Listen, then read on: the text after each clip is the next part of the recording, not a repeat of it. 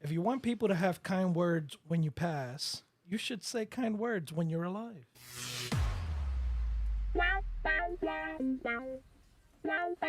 Welcome to GayTalk 2.0, the ultimate podcast for your dose of dish.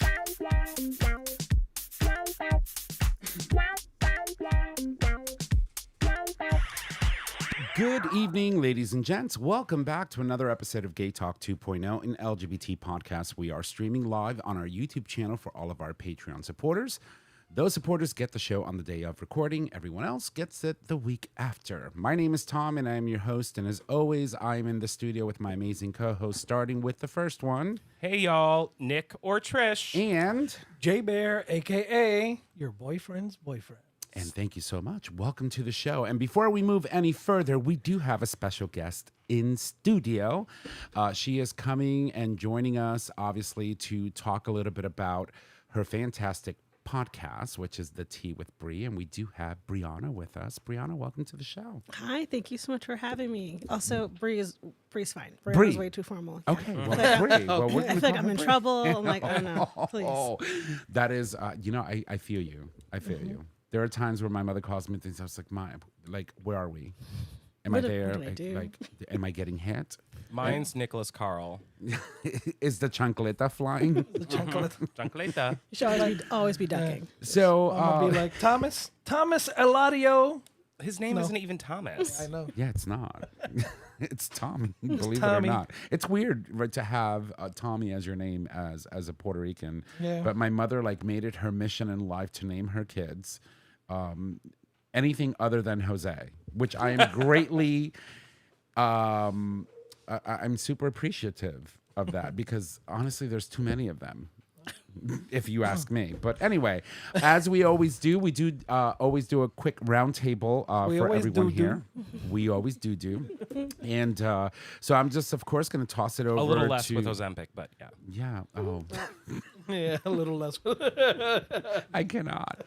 But I will toss it over to the people on the table. We're just going to, talk about the last week, what we've done, how we are. And why don't we start with you, Trish? You have an interesting getup today. I do. Yeah, I want to talk about It's it. my caftan. I'm not appropriating. I promise. Are you sure? Yeah. I mean, you are white. I know that's the That's problem. problematic. Yeah, I know. Oh, I'm problematic. But she is also As Puerto a Rican. cis white gay man, I'm problematic. Let's be honest, okay? So, So I got this when I went up to Vermont. Me and my friends all had a caftan party, and this is the one they picked out for me. And I told them I was going to wear it on the show. And so here I am in my caftan for all of our listeners. it looks Just fabulous. and just so you're aware, you have way too much underneath it to begin with. I have a pair of shorts. Exactly. Yeah. Well, are you supposed to be naked under it? I feel like you are. Then why the hell wear a caftan? Is that really true? They don't wear anything under them? I feel like no. It's like wearing a kilt. Yeah. Wait, You don't hang the giblets out and then cover them up. I don't know. For me, that's the only reason I haven't worn my kilt. I'm just saying, all the gays who I know wear caftans do not wear anything underneath them. Exactly. Okay, well, I feel like I just... to be Except fair, for one. Exactly. Yeah. To That be one. fair, I was wearing shorts when I got here, and I put this on. Yeah. You Okay, see, no, shorts but it's should have came cute. off. I as you put I it love on. the color. It's beautiful. And I do love the little necklace that you bought in Hawaii, how it nestles. Right there. So right so he between walked my- in. In So the cleave. So when he walked in, he was dressed, right? He had normal shorts and a t-shirt. And when he came out after he put the caftan on, I was like, Nick, you look like an elf from the Lord of the Rings. I mean, I'll take it. I'll take it. They're sexy. Which one shall we call you? They're problematic too. Yeah. Shall we call you Galadriel?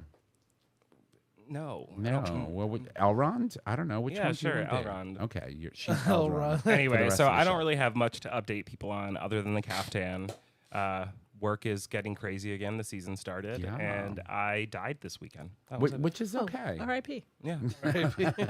We shall miss you. No one asked me to eulogize you. I'm upset. But... If you were to. Ooh. What can I say about Nick? Yeah. Okay, so long story short, there is a backstory between me and Bri. I've known Bri for a long time. when I moved to New Haven, I was indirectly adopted by one of her best friends, John. I'm so sorry in advance, by the way. But go ahead. And he brought me into their friend group, which was a bumpy first couple months. They were like, who the hell is this gay kid? That's such a nice way of putting that. Yeah. Well, how would you put it? Bumpy. Interesting. Never boring. Debaucherous. The lawsuits are still pending. Yes. For Yeah. my therapy bills still high. 'Cause of it all. But yeah, 10 years. Yeah. 10 years. Yeah, Oh it has my been. God. And so we met through a mutual friend, John, and she recently moved back to the area. And I saw that she had her own podcast. I was like, what are you doing not being on our podcast? And so here Like she for is. real. And important to note that we host a myriad of people on our show. Like we have authors and we have singers songwriters. and like artists of all different kinds. But often My favorite so far has to be.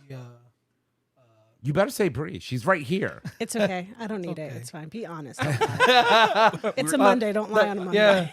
Yeah, I can't rule on Bri. Yeah, we haven't spent enough time. Okay, So well, I who- said so far. That still leaves room for her to step up, Okay, right? okay. I have time. Ooh. I have Autofellatio. So you like He- Oh, The okay. skills. Yeah. The skills. Yeah. I gotta give it. So Bri, I'm not sure if you know, but we had a guest recently at Parker Woods, and Woods. his talent is that he's so flexible, he can literally like give himself a blowjob. And he won, an award for it. Yeah. And we had a very interesting conversation with Parker Woods, and he was amazing. And we were talking about his upbringing and when he realized that he had such talents and things like that. And so that's what Jay is referring to. And Have you been trying? To be fair, you Not never thin enough know. yet. You never know what you're gonna get in Gay Talk. Like that episode started with a very professional conversation with a butt doctor Oh yeah, we had who Dr. G. who supports the LGBTQ plus community and sexual health, and then we went call from him the that butt whisperer. to a porn star. It was a great show, Hey. Yeah. but you never know what you're gonna get. Listen, I see the lineage. I get it. I can follow the trajectory. So it was actually the very first time that we had two guests on our show on the same day. Double header. It was a double header, yeah. Pun intended. So, but aside from that, so okay, so obviously you guys have some history. Finish up, please. Yeah, no, I'm done. Are you done? Well, we're Yeah, good. he's We're done. good. You Go guys. I love Bri. I'm glad she's I here. love you so much. I'm so excited. Yeah. Can you feel the love? Jaybird, how are you? Tired. You're tired. You went to a wedding this weekend. Yes. Last night. Yes. Oh, that was last night. That was last night. Who does a wedding on a Sunday? That's what I said. Lesbians. Look, I'm sorry. Lesbians. I'm no. sorry. People are Not trying my to. people. Well, shit, money's tight. You That's what gotta- I'm saying. you gotta People are take- cutting corners everywhere. yeah. I had a friend. I've been to weddings on a damn Wednesday, so I had a friend. Sunday wasn't bad. It who was a did weekend. His wedding on Mother's Day. Yeah. What? And I was like, "What are you doing?" And he's like, "It's cheap." I was like, "But it's Mother's Day. Because it's cheap. What if your mother does not like your partner?" That's why Happy you would do Mother's it on Day. Mother's Day. Exactly. Sometimes you got to reclaim the day. Who am I? that you do? No, like seriously. Sometimes I don't know. Maybe he didn't have a nice mother. Yeah. Anyway, No, sorry, yeah, Jay. Never but know. yeah, I went to my friend Diana, which has been actually she's worked at the clubs and the bars we've been at for Yeah. years. She's So she's our done DJ. some Yeah, she work was the with- DJ, Lady Di or Lady D. And she's she's always involved, very caring, very loving. I love her to death. Her wife is amazing.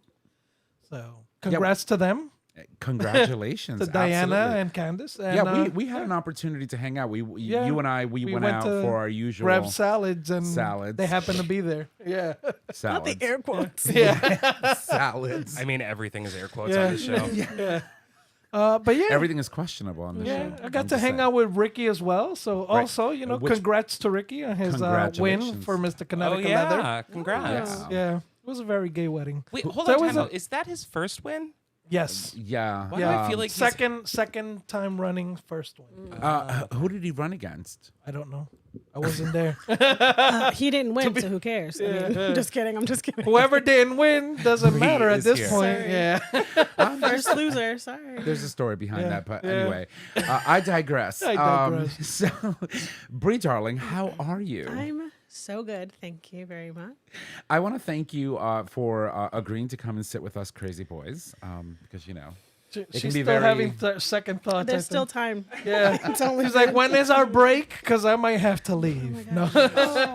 So how has your week been? So far, so good. Like Nick said, I just moved back home a year ago. I was working at another organization, quit that, and just started a new job 2 weeks ago at a local charter school and high school in New Haven. So Nice. it's been nice being back. And I traveled a lot this summer, and I have a trip next week, and I'll be gone for 2 weeks because So when you say you started a new job at a charter school, are you a teacher or I'm in you charge were- of fundraising and marketing. Gotcha. So the okay. nonprofit side of the charter school. So we have a charter school, an urban farm, and then we do community projects to teach kids about environmentalism, getting outside, all that great stuff to get them off their phones because Which is also very important, right? I like we're- literally touch grass, like go outside, breathe put your some foot fresh on air. that grass. Get So grounded. are they required to put in certain amount of community service hours in order to Our work? high school kids are, yeah. Yeah. I've worked for a charter school myself.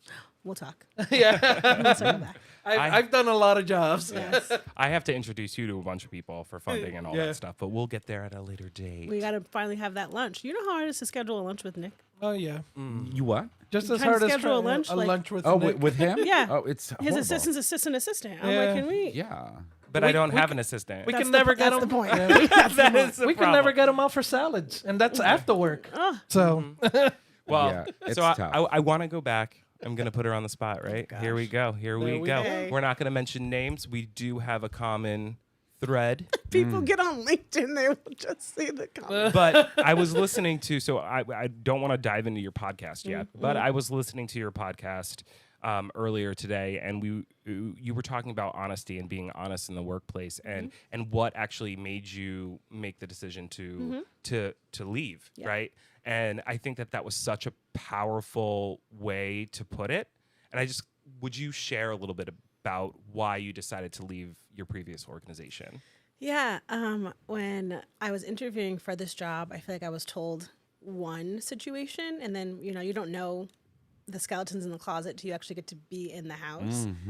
So once I got in and started opening some doors and some drawers, you figure out a lot of things. And I was the only person of color, only woman of color who was in a director's position at this organization, who is really connected and empowered to help people of color in their community. But I did not experience that working there. It still felt there's a lot of undertones and like holding up of like white supremacist practices. And I grew up here. My family was involved in the civil rights movement. Like I have been taught my whole life to like pay it forward and like speak up. And so like you pick the right bitch on the wrong day or the wrong bitch on the right day, depending on the situation. So it was a lot of me calling out these things and bringing them to attention and getting sort of like punished and called out for it. I was like, well, then I'm here. The worst you can do is fire me, but I'm not going to give up my beliefs and who I am and my own personal mission statement to appease a system, especially when we say we're going to help marginalized communities, and I don't feel like we're doing that. And so me being honest got me in trouble. But, I have a good trouble tattooed on my wrist for a reason as a daily reminder of like, you don't have to fall in line. And I always just want people I tell jobs all the time, like, you can let me go, but I'm never going to fail myself in order to help you survive. So. And I think it's so beautiful because I feel like the workforce, all people generally, we come from this place of fear of losing our job, fear of not having income. You took a risk moving back here, taking this position, like big risk, right? You were comfortable where you were and you came here, but you literally, what I think is so beautiful and something that everybody on our show needs to take away from this is that living in your power is okay, right? Living in your truth is okay. And sticking by your values and saying, hey, I'm not going to do this. I'm not staying here for this. Well, then also, like, as a fundraiser, you are one of the most, if not the most outward facing person at an organization. Like, folks will know you sometimes more than they know the executive director, the board chair. And so me being a Black queer woman from this area, going out and meeting donors, I can't sit here and say, I'm doing this work and then not actually be holding it up and bringing things to attention at an organization during these, these closed doors conversations. That's not who I am. So I'm like, no, you can keep it. And like you're saying, I think so many times people get so afraid of losing jobs. I'm like, I luckily I've always failed forward. Like I have never starved. I've never, been homeless. Has there been times when it was check to check? Sure. But I was like, I would rather live check to check and go back to like bartending or something else if it means I get to align with who I am versus lying to myself every day. And I read a very morbid quote a couple months ago, but it was like JFK was assassinated at 11 o'clock and by 2 o'clock we got a new president. Like I think people forget that like everyone's replaceable. Sorry to say it. Yeah. And so like why kill yourself and make yourself ill to be at a job, in a relationship, all these things when tomorrow is not promised and you can be happy. All you have is this moment. Be happy, live out loud and do your thing. Yeah. Amen. Thank you. That is a strong Black queer woman right there. And I think I just want to name it that like I've known you for years, but like who you are and who you've become over the years, like you blow my mind. Oh, thank you. I was a child when I met you. We were both children. I know. I was a twink. Now I'm a twonk. Cream stuffed. Screams. I cannot. No, but I mean, and it's a beautiful thing to watch people come into their power, right? Often, as you mentioned, we think that we have no other option. We are tied to income. We're tied to money because we need to pay rent. We need to pay bills. We need to do this. But a lot of people don't realize that, out there somewhere, there is something for you, something that you could be passionate about, something that will drive you in a way that you've never been driven before. Not that you're a car or anything, but, drive really the truth and honesty and who you are and how you operate and how you present yourself to those around you often drives success. And it only happens when you advocate for yourself. Right. And then also too, like as anybody who is categorized as like a marginalized person, you are taught so often to like just stay in line, and the mind fuck that gives to companies. You're like, no, like literally, I was like, you can fire me. My boss is like, wait, well, I was like, I don't actually need this job. I was like, I'll leave. I'm like, I'll be fine.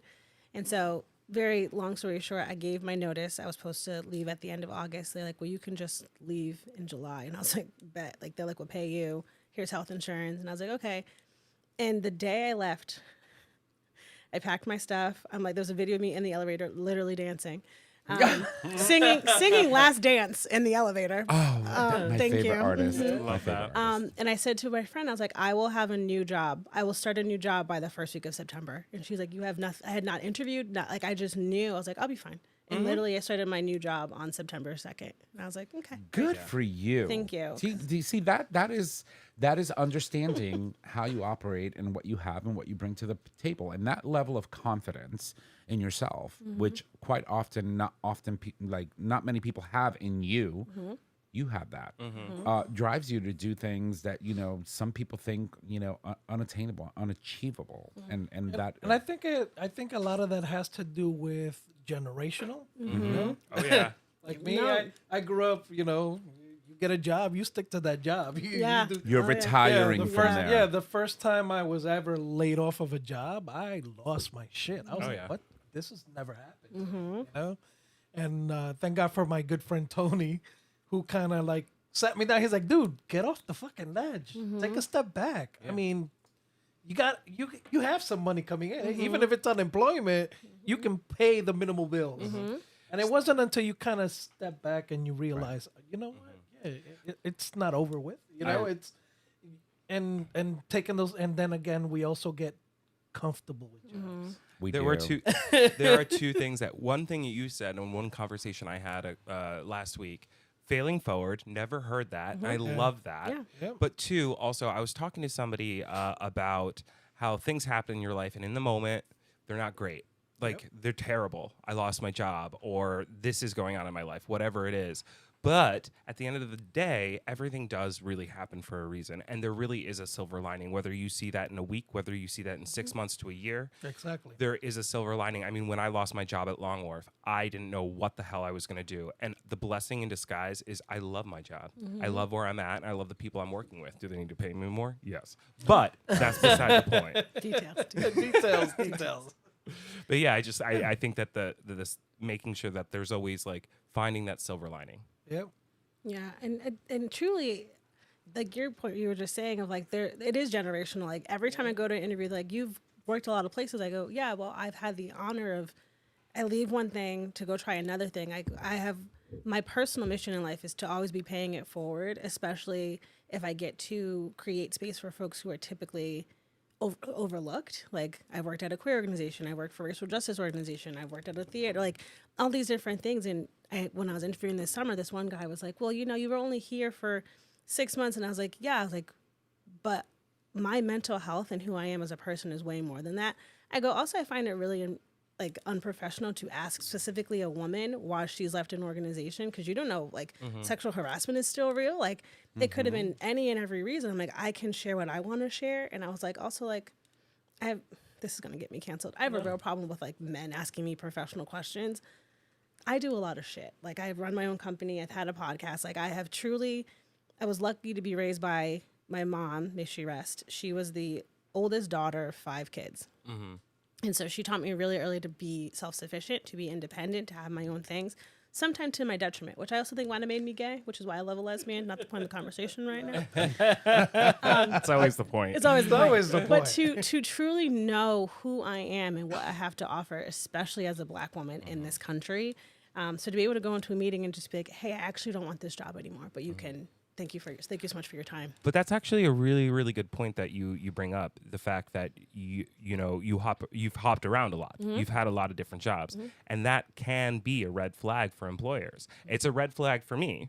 But here's the difference, and everybody should know. Like if you're hopping around and your career is, you're going from a job that's a manager to a director. That's a different hopping around. If you're hopping around because you're not happy, that's a completely different story. But if you can tell your story, that's what's important. Oh, they get mad. Oh, they do. Oh, and They I'm like, do. hi, no, I left because I want to be a director. I wanted to work at this other organization. Or I'm like, also, no one expects to take a job and leave in 6 months. Like, that's never anyone's plan. Especially, I moved from Texas back home for this job. And I'm like, no one, I was there for 8 years. I got a whole life, like Nick was saying.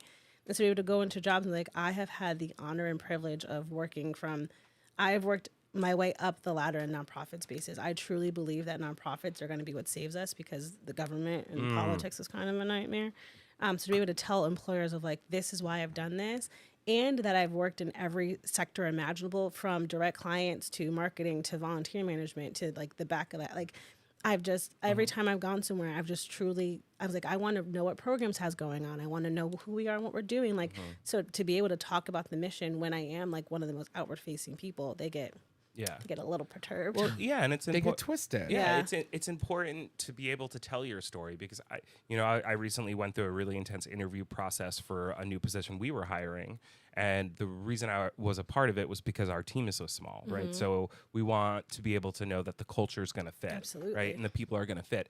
And there were 2 candidates that rose to the top but had hopped around a lot, and that question did come up, and they actually brought it up themselves because they could tell their story, right? If you can tell your story, that is okay. It's when you can't tell your story, that's when you're going to have a problem. Right, but I have a problem with that in the sense that, what a lot of people don't realize, that when you're looking at recruiters or when you're looking at people who are doing the interviewing, holding standards of old days, right? Where if you didn't have longevity at the company, that was a detriment to you, right? Versus today, these kids know they have options. Yeah, I think it's different when you're hiring for a director level type position. Going back to the generational changes. Well, of course, but a lot of people don't realize that nowadays when you look at someone in their 30s, you are going to need to expect that this person has jumped around in different spaces and different career paths, because sometimes you don't know. You're trying to figure it out. You're trying to figure it out. I think that's more common nowadays than it It's was very when, common when I nowadays. was growing up. In the Absolutely. 80s and 90s, that No, wasn't that a wasn't thing. unheard of, If yeah. you were in a job at least 3 or 4 years, there's something wrong with With you, you, yeah. right? Yeah. Versus today, a lot of people are starting to realize that when you start seeing a lot of employees jump ship, there's a problem with the leadership team at the organization. Exactly. You don't And quit that your is- job, you quit your boss. Right. Can you speak? I don't know. Yeah. I don't know. So I'm a firm believer. And Yes. this is very evident when you start seeing how people are portraying things in today's world on sites like LinkedIn, right? The conversation has shifted from putting blame on the applicant as opposed to the organization that they worked for. And there is no easier way than, you're interviewing someone that says, hey, I had to leave that organization because it really didn't align with some of the things that I believe in. And that's not necessarily putting them down, but that That's a flag people notice. Of course. People are like, Immediately. why did you leave this job? And you have to be, if you're interviewing, you got to be as professional as possible. Yeah. Like, we no longer aligned in our mission and Right. vision. And that is a very generic statement. But what is the first thing that most employers will do? They'll go on LinkedIn and look up that company. And they'll start looking at some of the things that they're doing. And they'll start looking at some of the people who may have posted, hey, I worked here. This is my experience. There's a website now that actually something door. Oh, I it's forgot.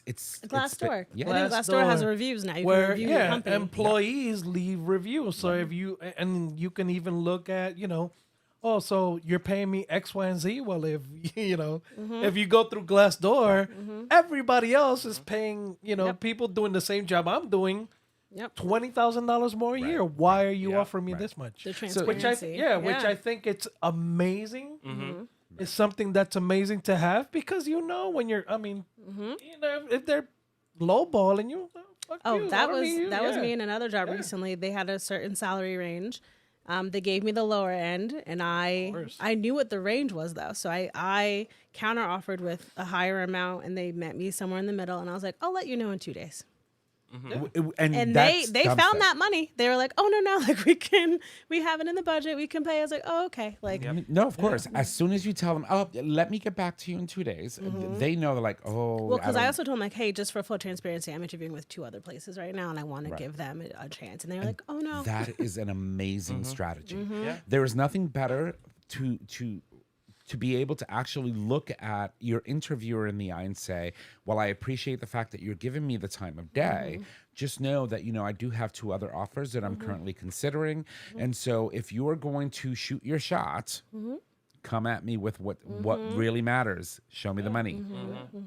Because, nobody works for free. No. Right? There are people that are passionate about what they do, but in the end, we need to make money. We have bills to pay. We have lives to live. Health insurance costs. as we talked Hello. about. We were talking about it earlier. So, things happen. So I appreciate the fact that, you're very forward in how you approach life, how you approach, the fact that, hey, I may not have a job today, but I know I'm going to have a job tomorrow. Yeah, and I think too, like having during the pandemic, I was at a tech company, and one of the last ones in, so one of the first ones out, and so I was like, I'll start a consulting business, and people was like, you just bounce out. I'm like, it gave me so much freedom to consult too, to like pick who I want to work with and what didn't I want to do. So when I did take new full time jobs, mostly for the health insurance because that is a costly moment, but to be able to. I think that's the thing too, like generationally too, like I was 30 when the pandemic hit. And so that being the first time I ever didn't have a job at all. Like I had always had, a full-time job and then a part-time job here just for drinking money. Hello, because that's Because a important. girl likes her options.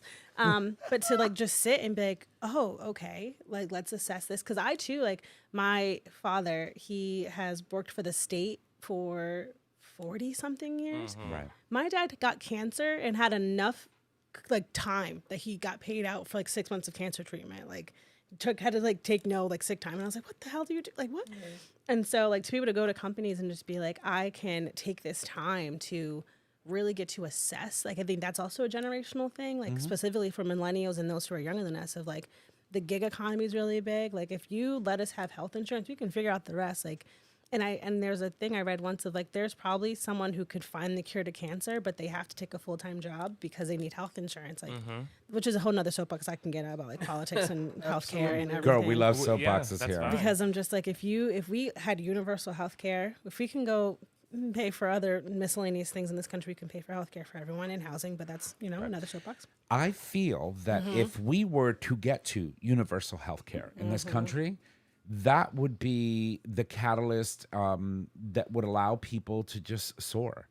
Because that is one of the freedom. biggest concerns that we have day to day. Well, it's healthcare, education, housing. Like if you cover those three and make them truly affordable, because right now, is it housing? Housing is the second highest expense to like childcare in this country. And what makes me fucking crazy is that people that voted for this motherfucker, people in my life that voted for this motherfucker, that are at risk of losing their health insurance, are living day to day, not paying a fucking dime. And the people that actually stood for the American people that wanted to make change for this country, not set it back, are struggling. That's usually the case. And, all I have to say is that I have always, agreed with, and I've had many discussions around this table, specifically with one of our co-hosts who is not here, regarding people, for example, like Bernie Sanders, right? I love what Bernie stands for. I've always loved what Bernie stands for. Healthcare for all, free education, at least, your basic first 2 years of college, right? If you want to go beyond that, hey, then pay up, right? It's healthcare should be something that is An innate human right. yeah.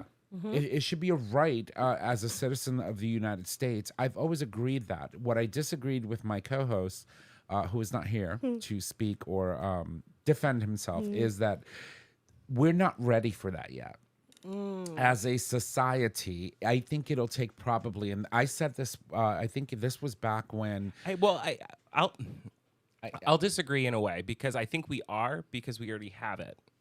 In ways, Yes, right? No. Yeah, Well, so other people that countries need have it. Yeah, Yeah. other countries people have that it. need it get it. Right. People that don't have access to or don't have the funds to pay themselves for health insurance, they get it through the state, right? And we don't call it Obamacare, but that's exactly what it The is. Affordable Care Act. Yeah. So what I will tell you is this. I think that given the temperature of how politics are happening right now, what's happening in Congress, their inability to come to consensus on anything right now is troubling and disturbing. But I feel that, while I agree with all of those policies, I don't think and I don't see anything that significant happening aside from, Obamacare, which, I think it's less about healthcare and more about the economy.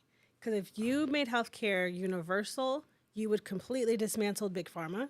oh, of course. You would, all the folks who pay into that, you have the oil people, like all that stuff. It's the political ramifications of if you make this universal, what does that mean for everything else? Right, which is why I say we're All not, those deep pockets go away. Yeah. Right. And who's All going to of pay for your these- lavish vacations and your yachts Right. when they're not in your pockets anymore? this is what I'm saying will take us a lot of time to dismantle. Well, I think this is also why people get so mad about people who are on the GLP-1, because people are getting healthier and now we're having less diabetes medication, less, people aren't having high blood pressure anymore, like especially in marginalized communities. Like if you cannot have a sick person of color who is always in the hospital, because that has now changed for them, you're not having the Medicare pay into it. So it just shifts everything. And like, if everyone didn't, if this medication was accessible, people would get healthier. What would that mean? Like, I was interviewed for a magazine a couple months ago, and because I've been on a GLP-1 for a little less than a year. Welcome to the GayTalk Club. Thank you, honey. I have no shame. I'm like, hi, stick me right here. Sundays or Mondays, depending on the week. Sometimes we're busy. But I've had other friends who have been on it, specifically a lot of my white female friends who, when I tell you their doctors were throwing it at them, like they could not get them to sign up soon enough. I had to go through 4 different doctors before I saw a woman of color doctor who was like, why aren't you on this med? And I was like, oh, well, if you want to hear about Dr. A, B, C, and D, of who were like, well, let's try this first. I'm like, I'm not pre-diabetic. I've lowered my I had high blood pressure. I was working my ass off. I go, but the weight wasn't coming off. And so to talk to them about that, of like, that in and of itself, if we look at the history of how Black people were treated medically in this country, and to now have gone through it. And every time a doctor told me, and I was like, well, put it in your chart. Put it as a note in my chart. She's like, what? I was like, well, since you don't want to, I have advocated for myself, and you have told me, no, I want you to put it in there as to why you want to even put it in. She's, well, your insurance won't cover. I go, but you won't even submit it. So what is that? Like, how do you know? So to watch them squirm every time, I was like, I'll sit here and wait. I'm like, and I'll check my chart tomorrow to make sure that you actually put it in. And they were like flabbergasted. I'm like, but I know, and I want everyone to know, like, every time you advocate for yourself, you're advocating for someone else. Like, you don't even see it. Like, when you hold someone accountable, that they have to then go and like defend the choices they made. That is, your politicians work for you, your doctors work for you. Like, the way I switched, I would just keep switching doctors because all my doctors were assholes. And I was like, I don't need to be on this medication, but I know you want me to get in this cycle of being on this med. And I'm not going to do it. And that's how they get people hooked on opiates. Right. That's how they get people. And that is what I'm saying needs to be dismantled. And this is why initially having this conversation with my fellow co-host, Chris, who's not here, that's why I was saying we're not ready for that. We're not ready to have that very important conversation and do that very important work to get to universal health care. Well, I think There's it's too many deep pockets that'll be hurt. And we've been told so much to toe the line, to fall in line, to do these things of like, you say too much, you lose your job, therefore you lose your health care. And that's why people stay at jobs for so long. It's like this system of control. And when people start to let go of that, then what are you going to do? And so I think I agree with Nick. I think we're ready. And then I also hear you of like, but is the system ready? And we see right now of like, what was it? Project 2025. The collective we told everyone what was going to happen. It was never about trans rights. It was never about abortion. It was all about control and money, distraction and money. Because now you see, like, we knew from the trans rights conversations that they would try to then go and dismantle gay marriage, which they are. And once they do that, they're also going to try to roll back the loving of the interracial marriage lawsuit that's coming next, which fucking Clarence Thomas, you're an idiot. You're married to a white woman. Hello, thank you. But Hello. See, I always say this. It's not a topic of importance until it affects them directly. Right. But like the saying goes, first they came for me. Yeah. And like I'm telling people all I the time, did nothing. You're never safe. Like the whole thing about like affirming care for trans folks was going to be a direct feed into abortion and vice versa. Like it was just all these things of like you see how the folks who are not politically aligned like me, which I am not a Democrat. I am just a person who votes very left. I may be too liberal for my own good. And listen, there's nothing wrong with that. There's nothing. You have to do your due diligence. Yeah, though. I identify as a Democrat so I can vote in the primaries. That's all it is. I'm like, if I had to go down my political, I'm like, I think the two-party system's a lie. But you pick the lesser of two evils. Exactly. But you pick.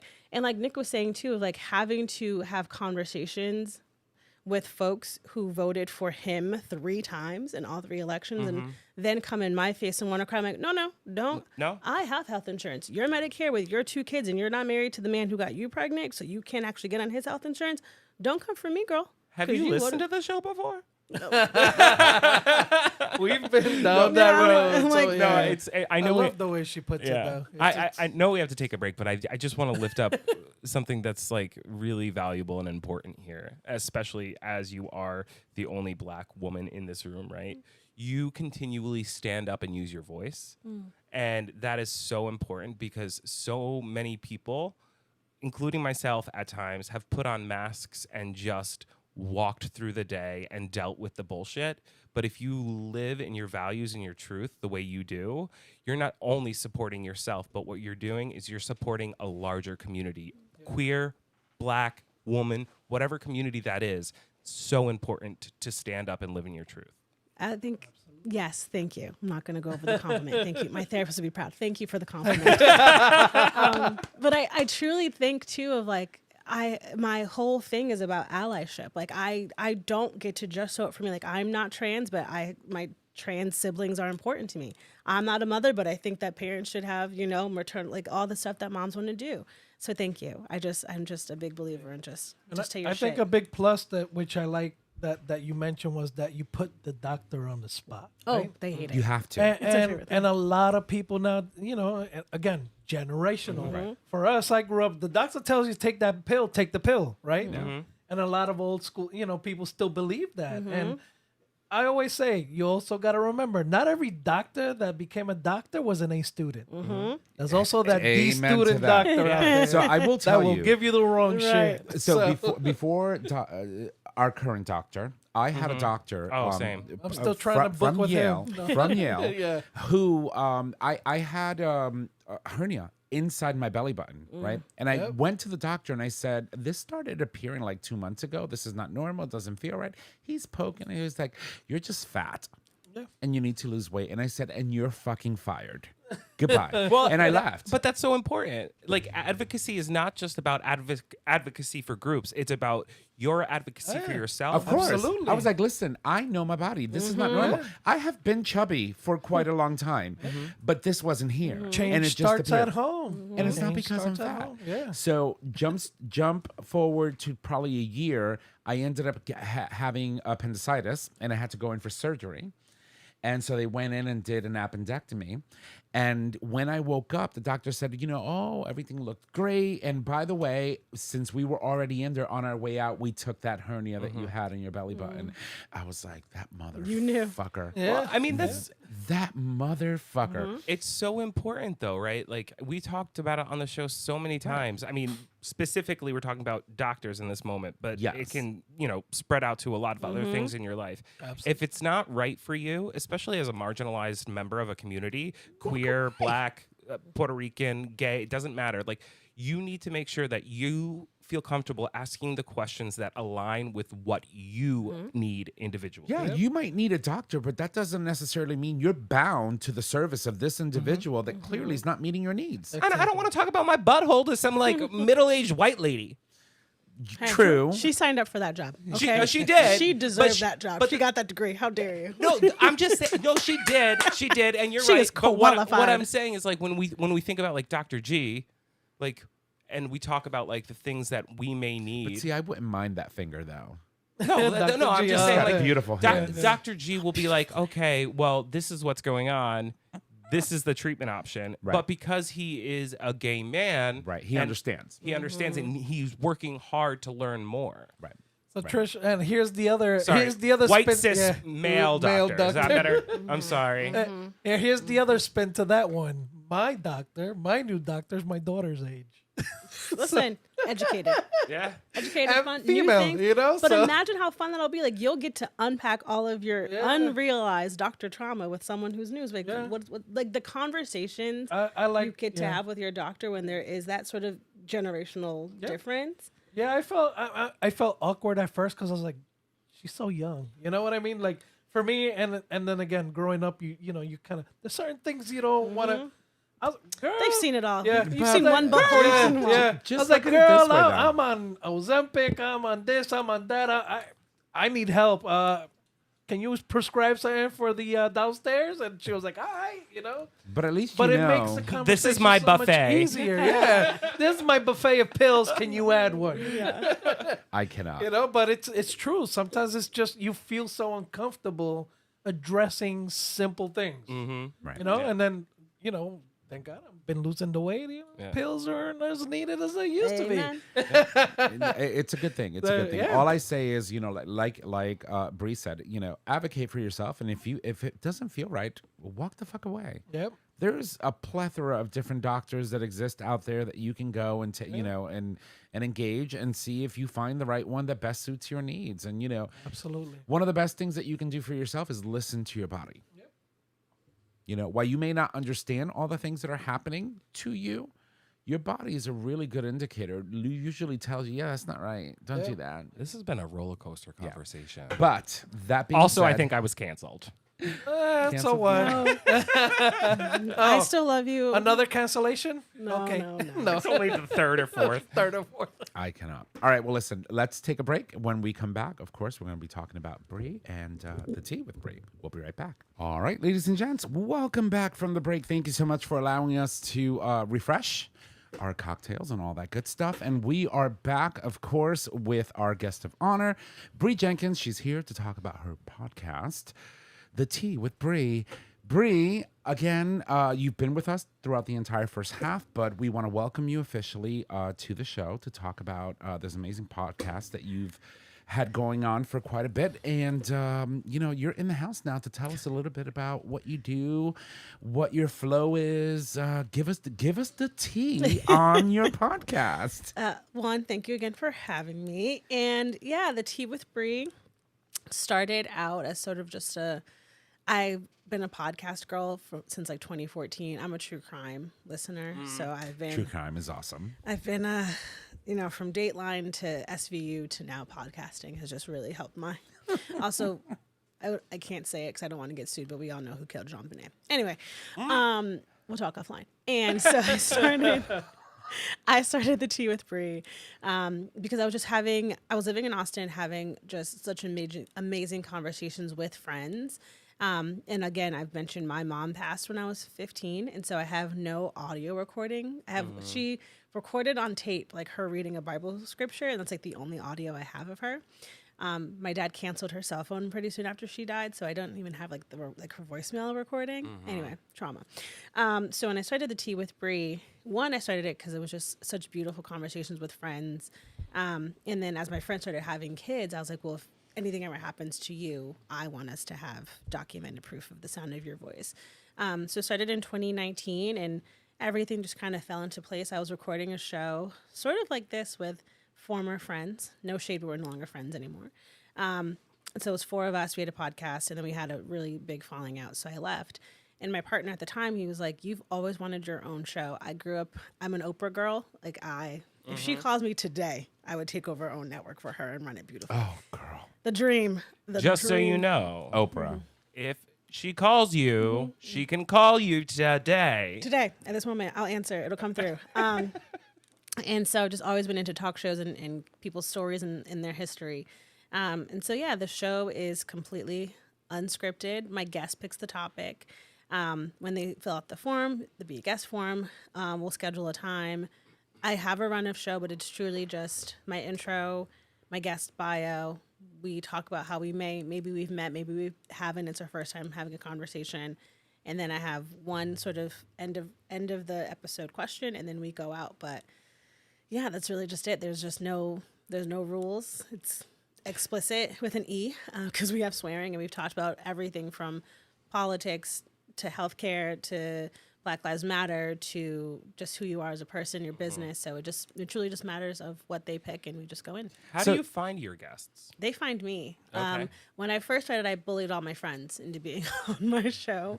When I first started, there was a company in Austin that as long as you worked or volunteered at a nonprofit, you could use their podcast studio space for free. So I started recording there, and then the pandemic hit, and I learned how to record via Zoom and via the software I use now is called Riverside. Taught myself how to edit, found a place to host it, did everything. It was truly a one-woman shop for a long time. The theme song, a friend of mine who is a local Austin rapper who was just on America's Got Talent and is like doing really well this season. Good for them. Shout out to Mama Duke. They had recorded an Instagram reel of this song, and I was like, can I pay you to edit this? And this could be my sound, like the theme song. So that's how that happened. And my friend Madison and my friend Bex, the graphic designers, they made my cover for the show. So it was truly just like a culmination of like all my friends and all the people I knew who just really leaned in. You said something that struck me that really just stopped me in my mental track right now. Mm-hmm. So obviously you experienced the loss of your mother at a very young age, and you mentioned the fact that you have no recordings of her. Mm-hmm. To really sort of kind of go back and say, oh my God, this is what my mother sounded like. Or, here's a message of my mom saying, hey, sweetie, I'm thinking about you. Like, you don't have that. And that was one of the main drivers for you to start digitally, in a sense, recording even with your friends or other people, so that, if ever came a time and they needed to go back and say, hey, that was my mom. Yeah. I would say Grief and I are old friends. We are not strangers to each other. I've lost a lot of people in my life. Either they have passed or we've had a falling out. But I just think sound is one of those things, like you either have it or you don't. Like, I can still hear my mom when she says my full name. If I laugh a certain way, I hear it, and it's her laugh, which I find really funny. But for a lot of the time, a lot of my memories, I have maybe 6 pictures of her. So I think it's why I take so many photos with family and friends now. But I'm just so big on chronicling everything. Like, I just think we have a certain amount of time here. And I read, you have 80 summers if you're lucky, and I was like, I'm living to 105. So it's amazing how personal experiences or lack of drive a lot of what we do day in and day out, and how we live and how we choose to engage with other humans on this earth. And I'm also just a big believer in everybody has a story to tell, which is why I let any and everybody come on. There was this one person who I was like, this would not be a productive conversation at all if you come on, gentlemen, who we would just argue the topic he picked. I was like, if there's anything else you want to talk about, but that was probably the one person, because I was just like, it's going to go nowhere. His emails were just very disrespectful. And I was like, this is what I'm going to say no to. But to create a space for people to just come on and talk about any and everything. And people's like, what's your favorite episode? I'm like, that's like picking your favorite kid. Like, I can't do that. My friend Noah was my first episode, and that was the first time we ever hung out, just the two of us. We've been friends now for 10 years. A little less than 10 years, but yeah, that conversation. And Noah and I talked about, Noah is a trans person who grew up just after apartheid ended in South Africa. Right. And he's trans, and now he's married and has a kid, which I'm like, we were just 20 yesterday. Time flies when you're on Prozac. Listen, I say that all the time. People don't believe me, but no, we do. But just to sit and have a completely unscripted conversation with your friends, I think a lot of the time, you just get you have no inhibitions when you get comfortable with people. But then also too, just creating space for folks who, this one woman, I can't remember her name right now, but she was doing a lot of chronicling of Native American history. And I started a whole nonprofit about it. Or this woman who does journaling as her professional job is to create journaling prompts. And I was like, what the fucking cool is that? Yeah.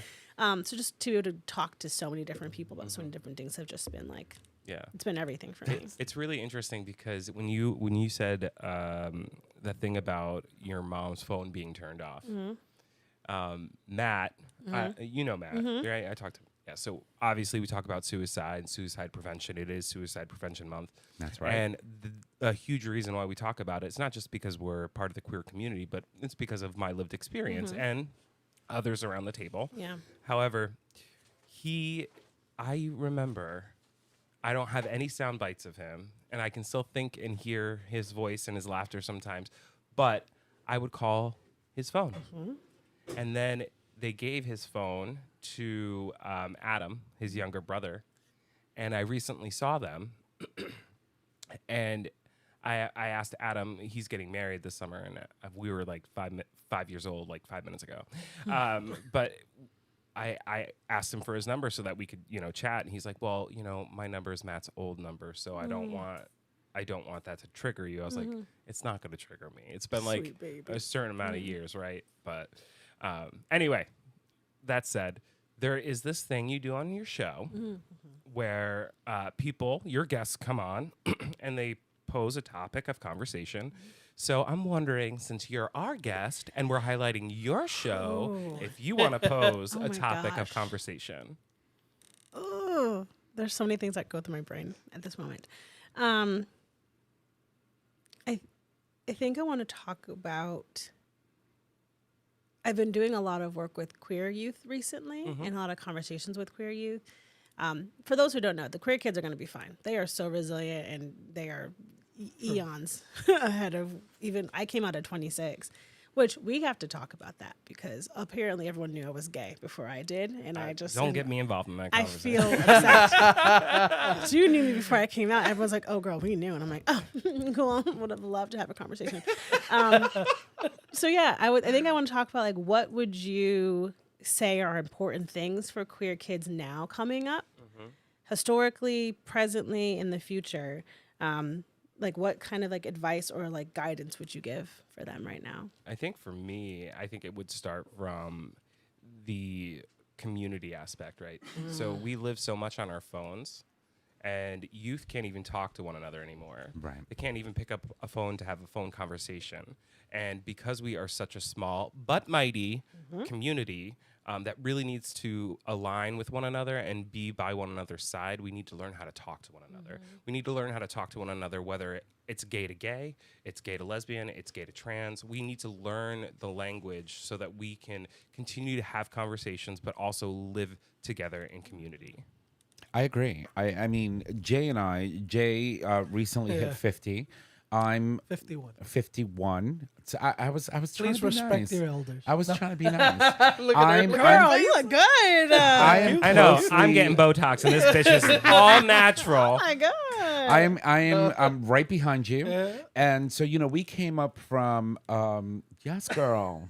Yeah, she's in her She's not 50 I'm yet. officially in my late 40s. Okay. So, we I'm the old came one up. here. We came up in a generation in where we had to have those difficult conversations. We had to, seek those spaces where we felt that we were safe. We didn't have Facebook. We didn't have Instagram. We didn't have all of these different outlets that we do today that allows us to vocalize who we are from a safe distance.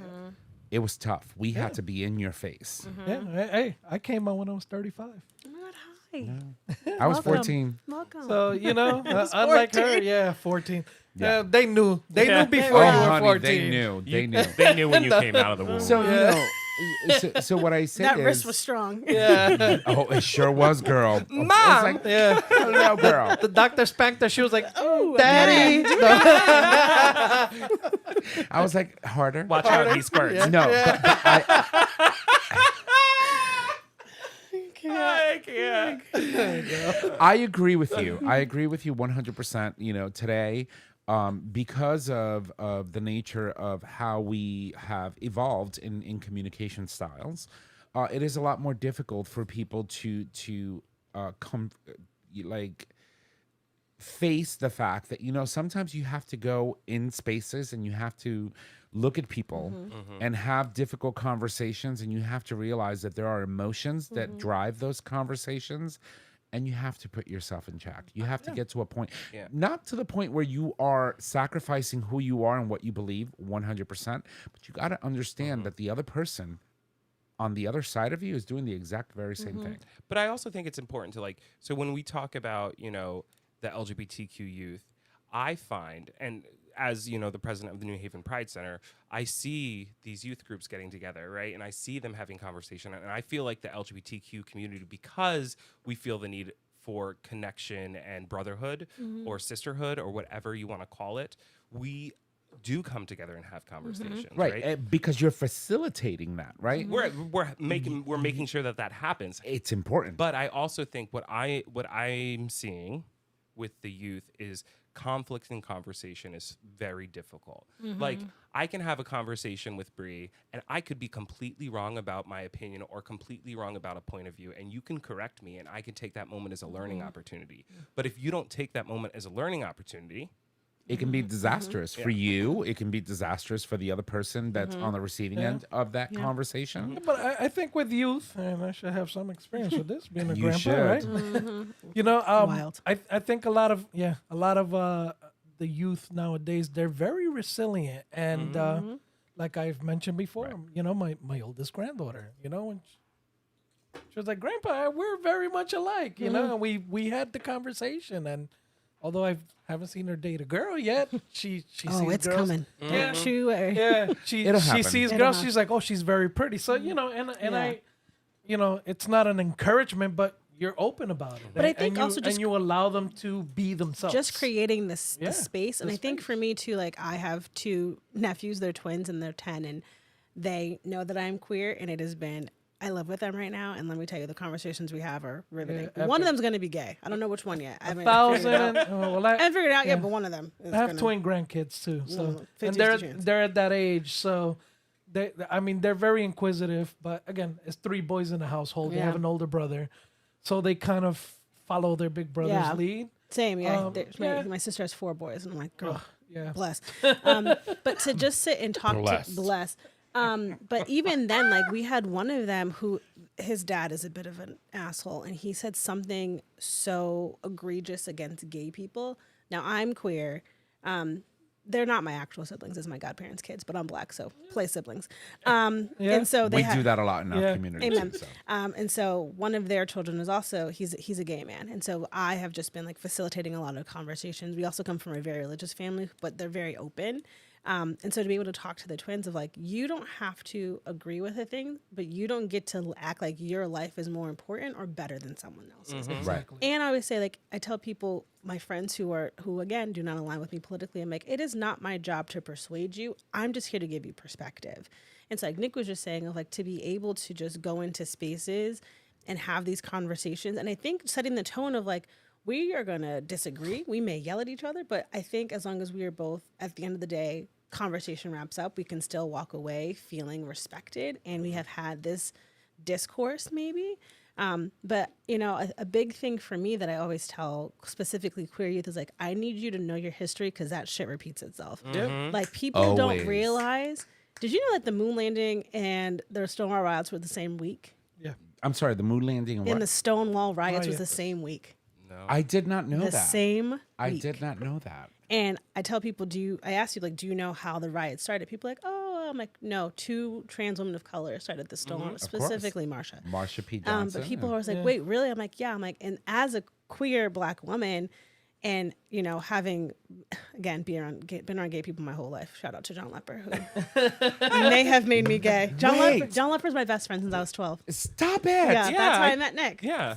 Oh, John Lepper is in Texas. He's in Chicago. So Stop. Chicago He now? moved. He moved. He moved again. Yeah, I moved Oh my again. God. I've met him. He's such a sweet guy. What a fucking okay, he's a sweet He- little bear. He will be he will be in your corner no matter He what. is reliable. Well, The love of my life. Yeah, but no. sweet. No. Sweet might not be the right word. So I met. I mean, from what I've known. Oh him. yeah, and it's been quite some time since I've seen him. My best friend since I was 12. I saw him last week. He was in town. We 6 had dinner. degrees. He's living in Chicago. He's doing really well. You should text him. Good He'd be like for so him. excited. But he was my opening into gayness. Like I remember sitting on his couch. My mom had died. And he was like, I think you need to watch this movie. And Rent had just came out on DVD. He's like, you should sit here and watch this.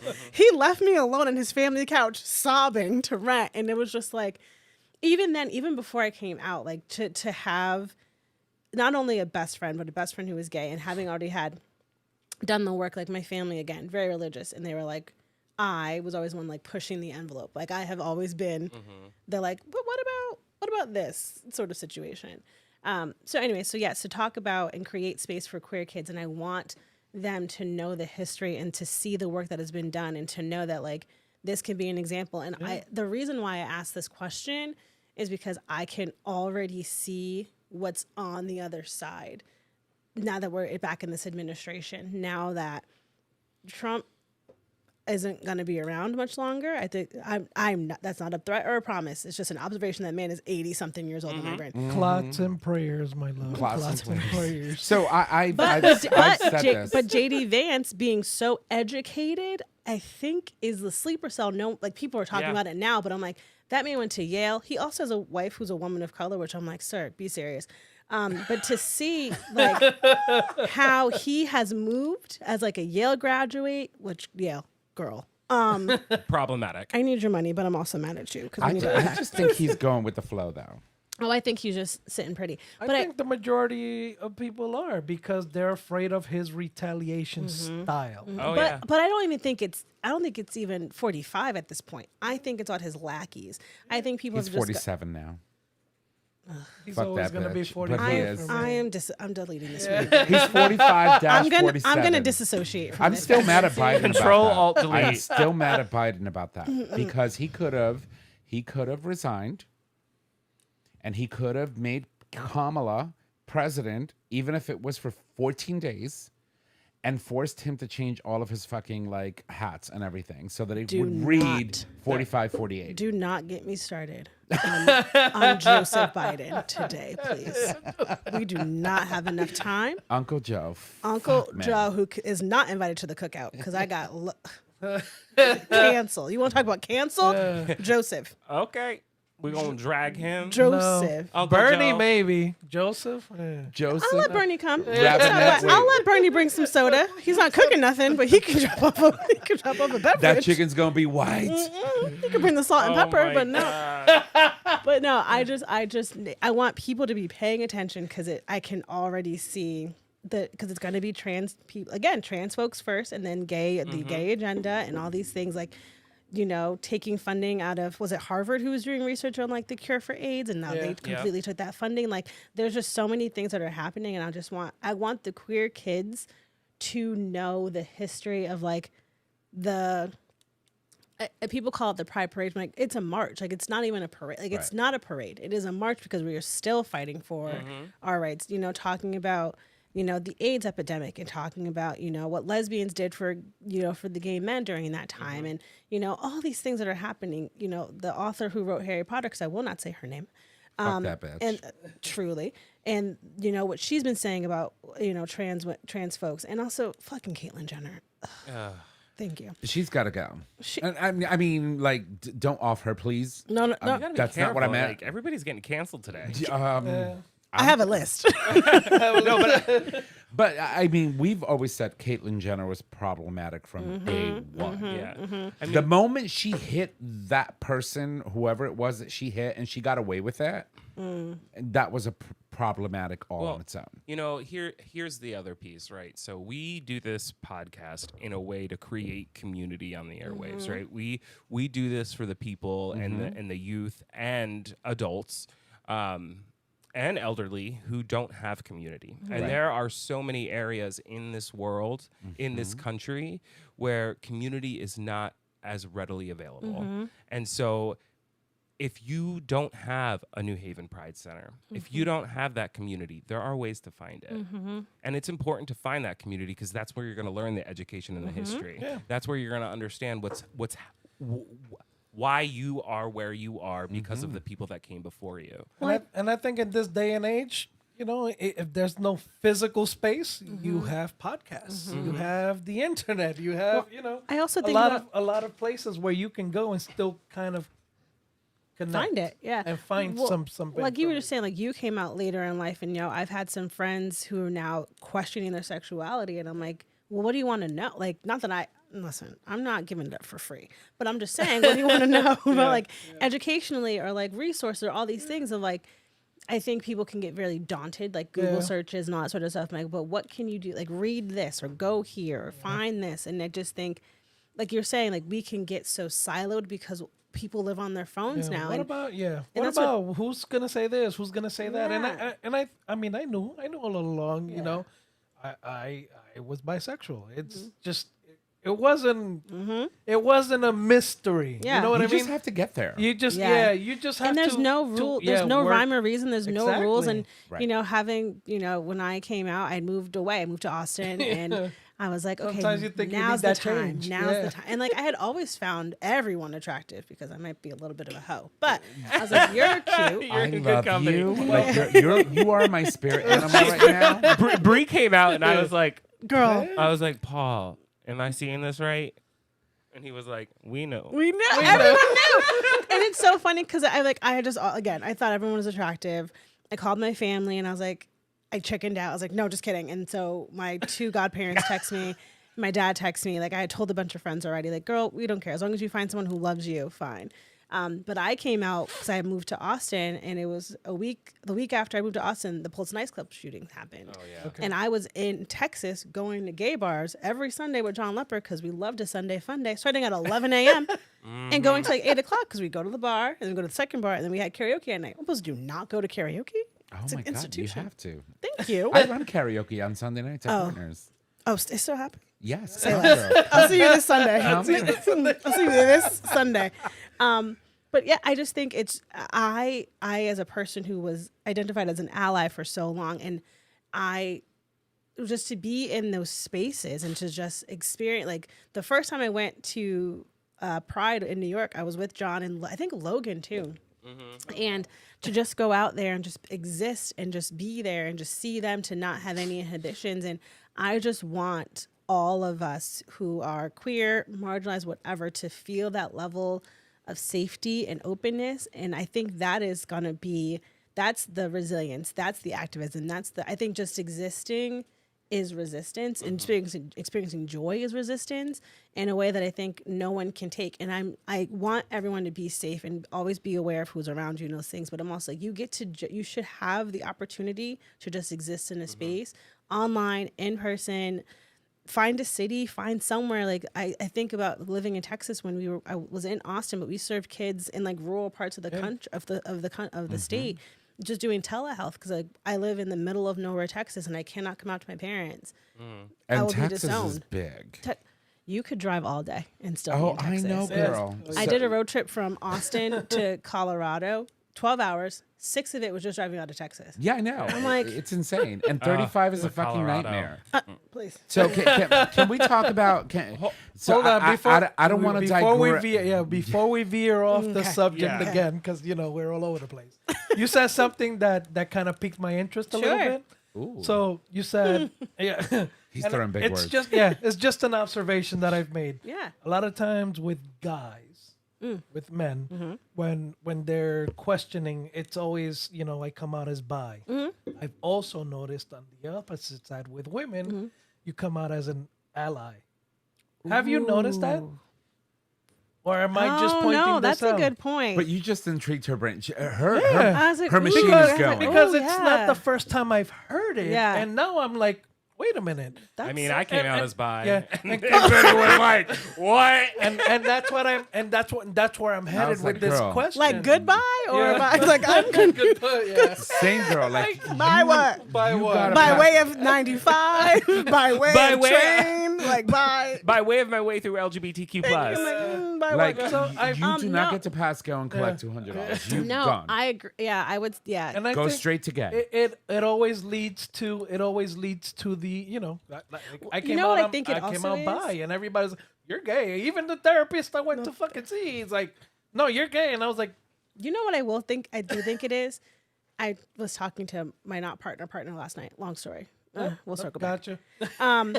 And I was saying that like I only dance at gay clubs and weddings, and she was like, "Why?" I'm like, "Oh, I have straight girl PTSD. Like growing up in the early 2000s, going to club every Thursday and Friday night, and just like being grabbed and groped by men." And I'm like, "No, Yeah, I like gotcha. that." But- and so to be in those spaces, to be at a gay bar or a gay club and just dance, and no one's paying attention to me except a lesbian, which by the way, Okay with that. Please do. love a lesbian. Love a lesbian. Love a lesbian. Love a lesbian. God, I hope you do. The butcher, the better. Please. Oh yeah. Build me a house. And so to be, I can build you a house, but I'm not a lesbian. I'm just saying. They call me handy homo. Oh yeah. we'll circle back. That's a franchise. That's a You're franchise. missing a business opportunity. Oh right yeah. there. No, I would agree. I think it's because we go into that space respectfully. Hold on one second. Straight women who go into a gay bar. This is not your space. You're Thank being you. welcome in.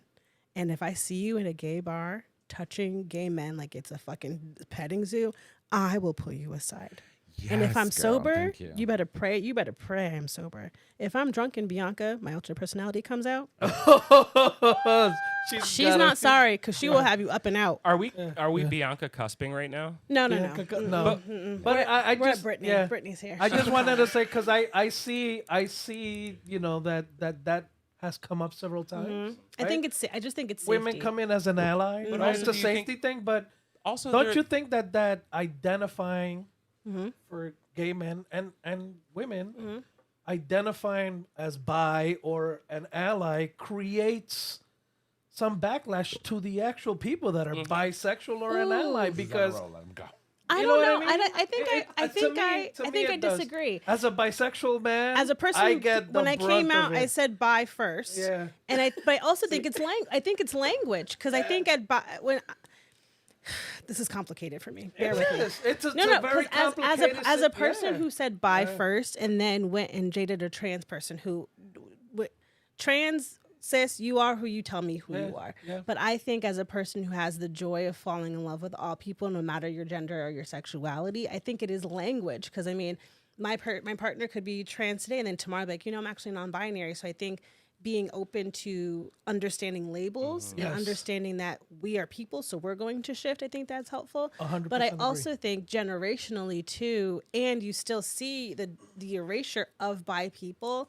I think on the opposite side, the joy of bi people to be like, no, I'm bi because I love both men and women, and maybe I just date cis men and women, and that's how I identify. So I think it's just learning yourself. I think it's also knowing who you are, and also keeping it open that your partner who you're with may change, you may change. Because it's a conversation I have with my family all the time. Like, what is occurring? I'm like, it's like my hair. It could be braided tomorrow, and then flat ironed and straight tomorrow. Like, you never know. Like, there's just all these things. And Of like, midweek you'll see an afro. hello, right? you might get a wig. Like, you just never know. And so I think it is language and self-discovery. And also, I think there's still that negative connotation with bi people of like, just admit who you are. I'm like, no, I am. Like, You're also- you're just You're thirsty. confused. Yeah, you're you're confused. no. You're, But the you're social just greedy. Well, yeah, no. Well, maybe. listen, people are hot. What do you want? the social norms around gay versus lesbian, right? Are There's very different. far much Very more different. representation.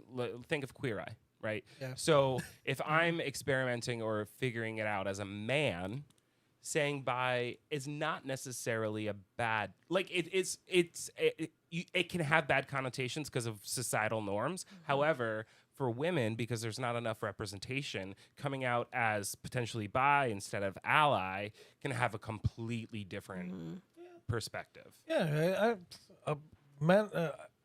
Again, I tell my family all the time. Oh, she's a unicorn. That's exactly where they're gonna go to first. She's Listen, a unicorn. I tell We everybody. could take her home, and I she wanna could be go a home with a unicorn. couple, and we're good. You know what I mean? But Gary. I just think when we label ourselves to feel comfortable with where we're headed. Yeah. But I it- think it that's does also put- part of the journey. Yeah. That's the though. journey. Yeah, Well, I think that's also part of the why- journey. But I think with the people that actually are allies or are bi, kind of end up at the back end of that because a lot of people kind of have to walk through that door, They and suffer some of from, us are just happy at the threshold. Yeah. yeah, and they and it is fair to say that bi people can suffer $1,000,000,000%. the rhetoric of gay people using bi as a shield. 100% they can, Right. because then everybody's always like, oh no, it'll just be like It's a another couple phase. weeks Yeah. or You whatever know. it And is. and I understand using bisexuality as a threshold. As an entry point. It's like yeah. like they used to say, marijuana is the gateway drug, right? Gateway So yeah, identity. identifying as bi is like your gateway label, right? Well, I think that's why, like, when it's talking about labels, why I chose queer for mine, because of the negative connotation for so long of like taking back this term. Well, I'm a Will and Grace girly, obviously. Oh my God, I love Will and Grace. Isn't it just the best? Like a comfort show. Hello. But to like even like some of their stuff doesn't hold up if you watch back. But watching like how the term queer was so negative for so long, and like watching like old TV shows in it, and so like to be in spaces where we worked with youth, so it was ages like 5 to 20 something. Like we would just work with young people coming into their identities. And be like, you actually don't have to have a label. You can do whatever you want. Like, you can tell me today that your name is Joe, and then you come in next week and your name is Amanda. Like, who am I? You get to tell me who you are. And to be able to create that space and to see that, like to have that exemplified for me as a person. By that time I had been out for 2 years, and just to have that space of growing up here in a very, liberal blue state, and being surrounded by queer folks my whole life. And still for me, because I grew up very religious, I had always knew that I found all people attractive, but it wasn't even a conversation I had with myself until I was 25, 26. And then Pulse happened. I was like, oh no, we need the people to know. Because I was just like, I don't want to live in the shadows. Like, I am the lesbian in me, which again, I'm queer, but the lesbian in me is like, I just want to love so loudly. And With just a be cat out in a there. U-Haul. Not a cat. I'm getting listen, I The am, U-Haul stays. no. I am a large dog and a Subaru kind of gay. Okay, Thank okay. I support that. I you. fucking love you. Okay. Specifically a Forester. The Outback is too gay. Like, there's Agreed. levels. There's Agreed. levels. The Crosstrek, I can't do it. Also, Subaru, I will gladly take a new 2025 Forester. Put the plug in. Black on black. Thank you so much. Oh, like my car. Please sponsor Bri, the tea with Bri with a brand I new will make all the 2025. content if you want. Premier Subaru right here in Connecticut. Please call me. 'Cause What makes a Subaru a Subaru? Hello? I cannot. No, but I wanted to go back to your podcast a bit because sorry, yes. We go off the rails, and I'm Listen, sorry. I feel so connected here. This is me. This is life. This is life. It kind of feels like sitting around the table with Hope. Yeah, so I will ask you. So you've had obviously how long have you is your podcast been going on? Since 2019, so coming on six years next month. I've been recording, and it came out. First episode came out December of 2019, so 6 years. That's amazing. Yeah. I My feel little like kindergartner. I feel like it has to get one of these. Yeah. So I'm a mother. Thank you so much. So my question to you is, with I would assume you've had a very, very eclectic amount of different people and different guests and different conversations on your show. Has there ever been a conversation that you were having with one of your guests that sort of kind of like you weren't expecting? That you sort of kind of have you ever felt uncomfortable by a guest?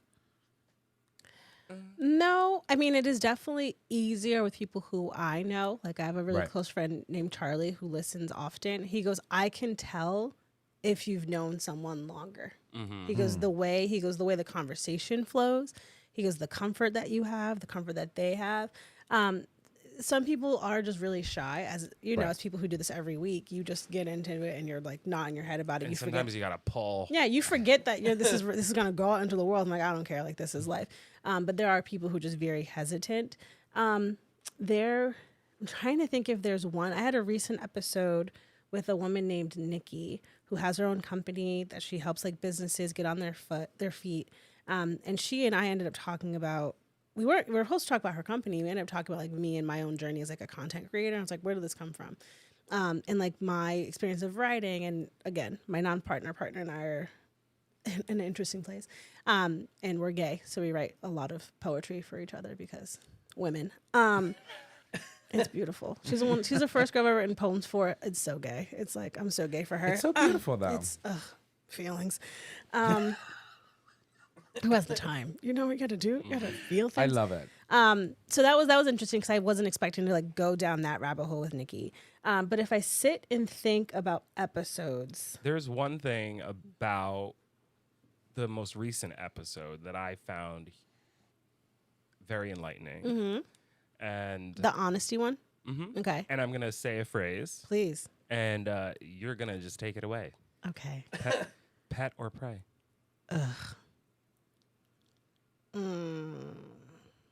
Yes. So this. What is it? Is it pet or prey? Is it? It was pet or It was pet or. It wasn't pet or problem. no, I think it was prey, like PREY. No, is it? Anyway, it was pet or something. I can't remember now. My phone's dead because I don't trust myself to have it on because again, popular. But yes, it was. What was it? It'll come back to me. It's in the show notes if that's helpful for that episode. But it's essentially like when you go as a marginalized person, but specifically it was talking about Black women at companies. And you are the like shining example. You're the number one. As long as you Pet or threat? Pet or threat. Thank you. I was like, Nick, please. Pet or threat. And as long as you are doing what you're supposed to be, quote, doing, you are fine. But the minute you buck the system or you push back, you then become a threat. And then they will gaslight your ass. They will make you the problem. Yes. They will do all these things to push you out and be, rather than just say the thing, So yes, like I truly experienced like I was everyone's fave when I first started. Although I did learn something, which I may share on the air after I say this, but learning and watching, as long as I did quote what I was supposed to do and was expected, I was everybody's favorite. I was a prime employee. But the minute I pushed back specifically to the superior, the highest at the level, being like, no, I'm setting a boundary with you because nobody else will, and I'm gonna, I was ignored. My emails weren't answered. I was yelled at for not following up with his assistant to make an appointment. I'm like, your office is right there. This isn't fucking Saks, dude. Like I can see you in your office. What do you mean I have to make an appointment? You're not doing anything. Like it was just like all these hoops. Like I could not do anything right. After that, which is another reason why I left this company. So as long as you do what you're supposed to do, you're fine. Right. As long as you're a pet. As long as you're a pet. And that he wanted to feel important. yeah. And I ain't doing shit, but you gotta call and make an appointment. But the main reason I bring it up is because we know that happens. oh, all the time. But actually having it named, Well, the fact that a black woman named it too, I'm like, because we suffer it so often. As long as because it's just the hoops, the mental gymnastics, just all the shit that we see happen before other people do, and then we are gaslit about it. I'm like, no, he's actually an asshole. Everyone's like, but he's so brilliant. I'm like, that man couldn't tie his shoes and order his own breakfast on a good day. Listen, what are you there were talking a about? lot of brilliant people in this world that had and achieved many unthinkable things that are just absolute assholes. Mm-hmm. Hitler was one of them. Charlie Kirk, but That one too. But here we are. We're bothered, right? When you mention Charlie Kirk, we all agree that Hitler needed to go, but somehow in 2025 we have an issue with Charlie Kirk. Same rhetoric. who has an issue with him? Many people do. Like not us here, obviously. I was like, what? Not us here at this table. but I would agree, and I've just been. Go ahead. 40 years ago, if this would have happened 40 you years need to ago. rephrase what you just said because you just made no sense. A problem. I have a problem with that man. No, many people in this country don't have a problem. Don't have a problem with Don't have a problem. Don't have that a was the problem. word that we were Don't have missing. a problem. Don't. Sorry, I may have cut out, but we do around this table, right? But if what happened 4 days ago, and I don't want to obviously. We can tangent. I love a tangent. I don't want to get away from the fact that this happened 4 days ago, but had this happened 40 years ago, using the rhetoric that he's using today, it wouldn't have been an issue. Because we were 40, 50 years ago, we were fresh off, World War II and the whole Hitler thing. And, and if you're asking me if I'm making a comparison between the rhetoric that Kirk spread around in this world and Hitler, yes, I am. Absolutely. It is the same fucking rhetoric. But it is. What's killed me is people trying to erase. I'm like, everything he said, he recorded. So we have literal receipts. And people are acting like, it wasn't that bad. He died. I'm like, yeah. People like, my nephew, who's 16, me, him, and his mom had to. He's 16, so he thinks he knows everything, and I'm like, not the politics nerd on, please, sir. He's like, well, he shouldn't have died in front of his kids. I go, no one should have to die in front of their children. What I'm saying about this man in particular, I was like, because he posted on his story, because Charlie Kirk identified as very religious. My adoptive father is a pastor. Like I know the good book as well. I just am gay and God said it's fine. So, so my nephew reposted a video of like Charlie Kirk talking about being religious, and his mom and I were like, you have to take that down. He was like, well, I'm religious. I'm like, no, it's not the religion. It's the deliverer of this message. Charlie Kirk would hate how he used religion. I said, Charlie Kirk would have hated everything about you. You are a smart, attractive, well-off black kid who plays a sport. Like you shouldn't exist in his world. Right. He's like, well, tell me more. And I just like, again, have that conversation generationally. Like, I'm not going to yell at you. That gets us nowhere. I'm like, I'm going to just show you the receipts of how terrible this man was. And just to say to him, like, this is the problem. Like, people are picking and choosing what they want. And and to watch the right try to isolate him as a person. Like, he was religion, a family man, and all these things. Like, well, also he was asking for the releasing of the Epstein tapes. Let's not forget that. Which, if you're a conspiracy theorist, call me because we can go down a tangent about that whole video of his death. But like watching and hearing everything he said about women's rights, about queer rights, Michelle Obama, which sir.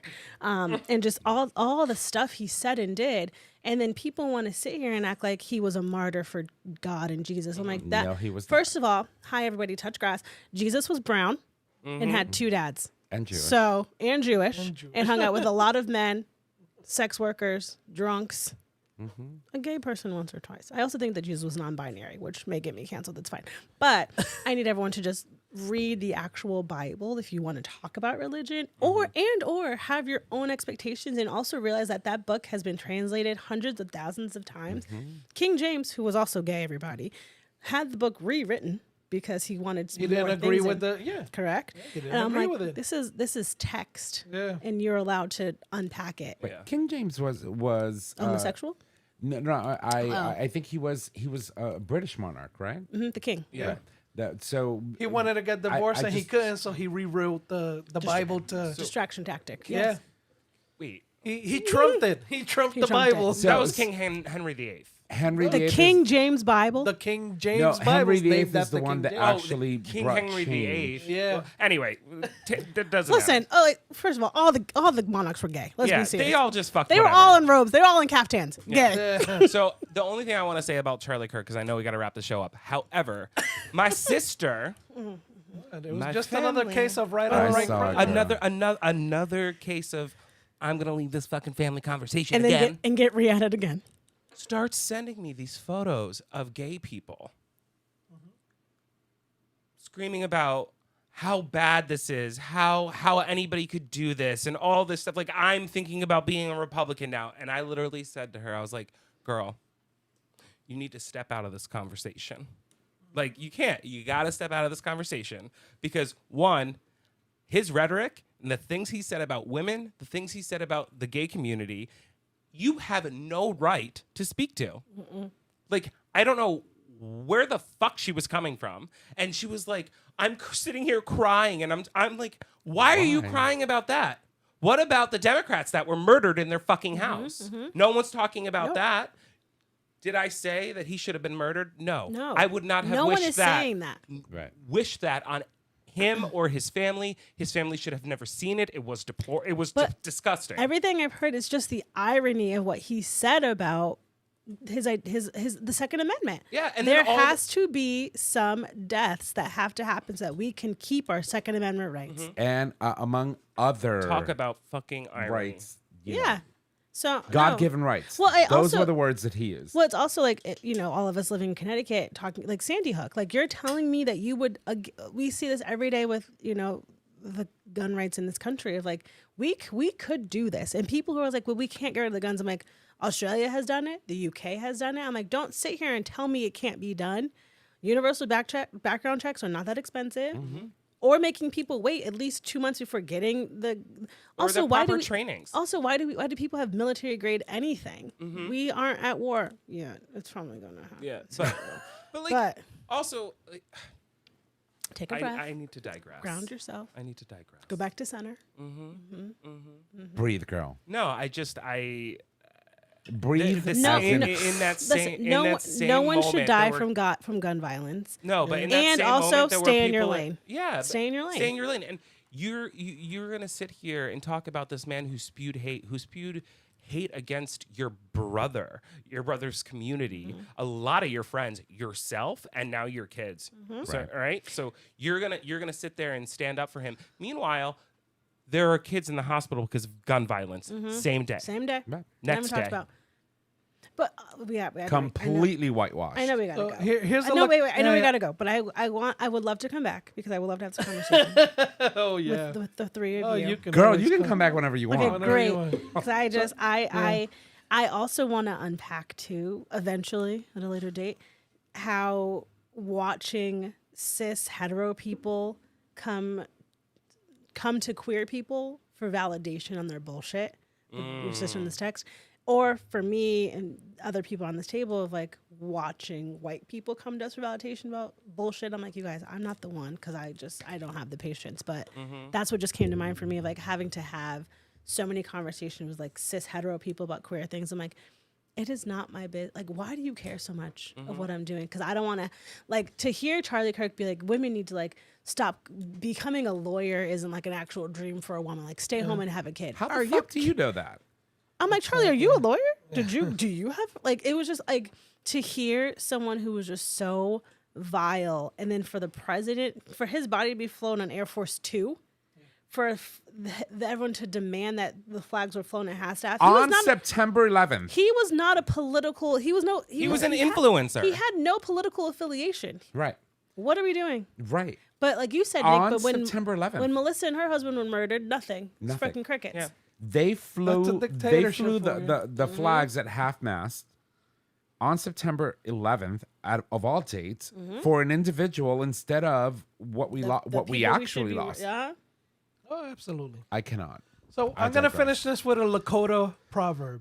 Oh, What? ready. The who? Yeah, a Lakota proverb. What is that? I don't know. Lakota Indians? Oh, Native okay. people. So no, I'm sorry. Native? You Yeah. have to educate me. I didn't know. Everything the universe does, it does in circles. That's true. Told you.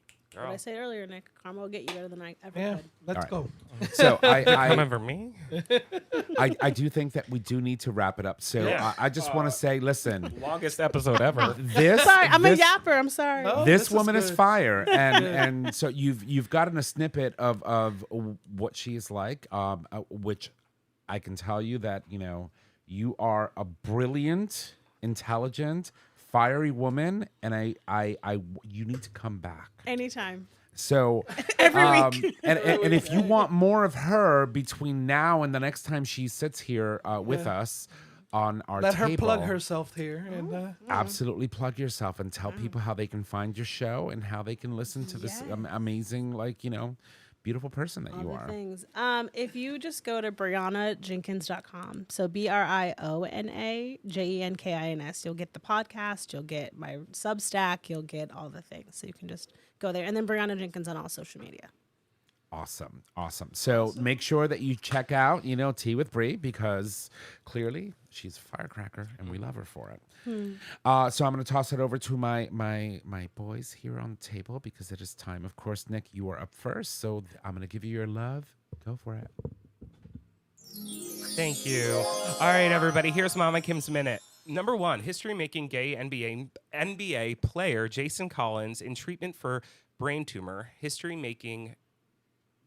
it's repeating twice. I copied that twice. Sorry, we're going to try again.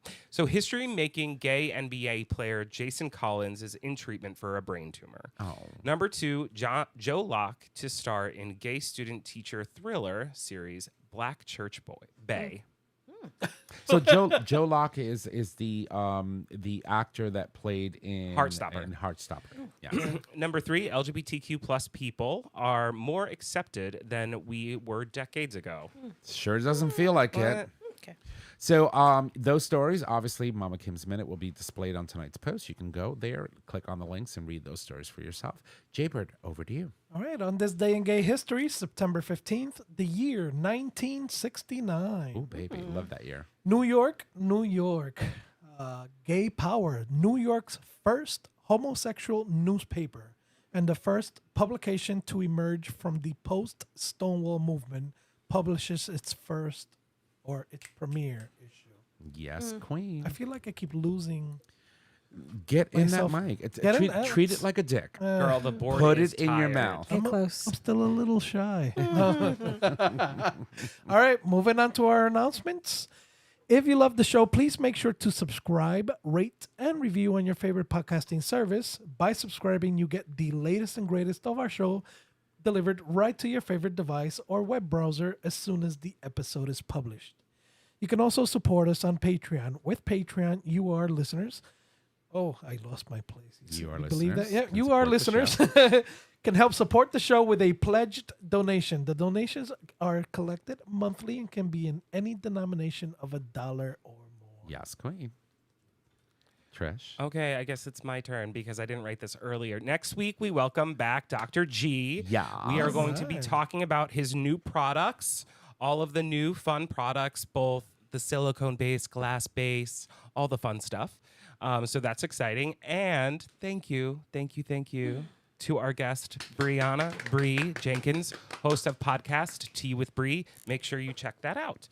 So in order for me to move forward, thank you. All right, everybody, get the Future Method and all other products today. All products are doctor developed, can clean out without hurting your bum. Take confidence anywhere with the anal powder packs. Increase your stretch goals with the 3-piece anal glass dilation kit, and get all the information you need with Dr. G's book, But Seriously. Visit futuremethod.com to purchase your life-changing bum accessories today. What are you doing, Jay? You're over here click happy. I was like, he's I'm switching cameras already. I'm just No. just making sure I'm ready. Gotta remember. All right. I guess we're moving on. Yes, go All for right. it, Queen. Time to put a ring on it. And we're not talking about a diamond ring. No. What kind of ring? I'm kidding. Don't elaborate. You got one? Our show is available on our website, gaytalk20.com, under audio podcast. Cock ring, for those wondering. I was just It saying, is oh my God, I just realized it's a cock ring. It is a cock ring. You're shameful. It is also available as a free download on Apple Podcast, YouTube Music, and now Spotify. Yes, Fresh? Queen. All right, you can find us on social media, Facebook, GayTalk 2.0, Instagram, GayTalk 2.0. You can email us at gaytalk2.0 at gaytalk20.com.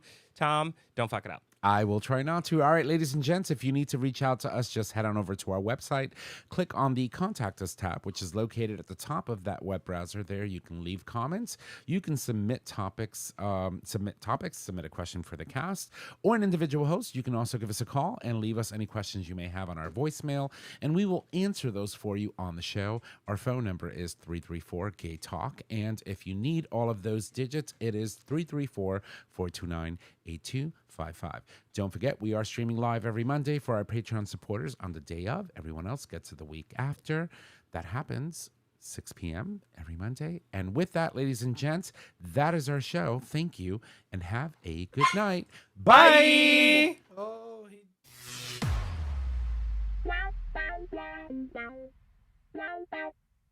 Thank you for listening to this episode of Gay Talk 2.0. Tune in next time for more dish.